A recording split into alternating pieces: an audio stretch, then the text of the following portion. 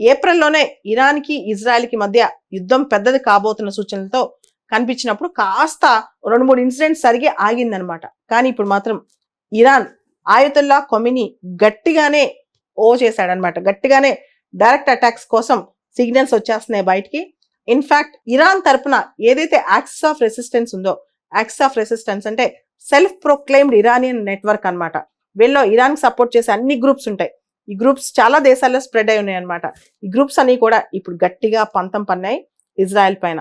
ఓ పక్క ఇజ్రాయెల్ చాలా డిస్ప్రపోర్షనల్ గా గాజా మీద అటాక్ చేస్తే, ఇంకో పక్క ఇరాన్ దానికి సంబంధించిన అనేక సంస్థలు ఇప్పుడు ఇజ్రాయెల్ పైన పగ తీర్చుకోవడానికి, కసి తీర్చుకోవడానికి రివెంజ్ మోడ్ లో ఉన్నాయన్నమాట.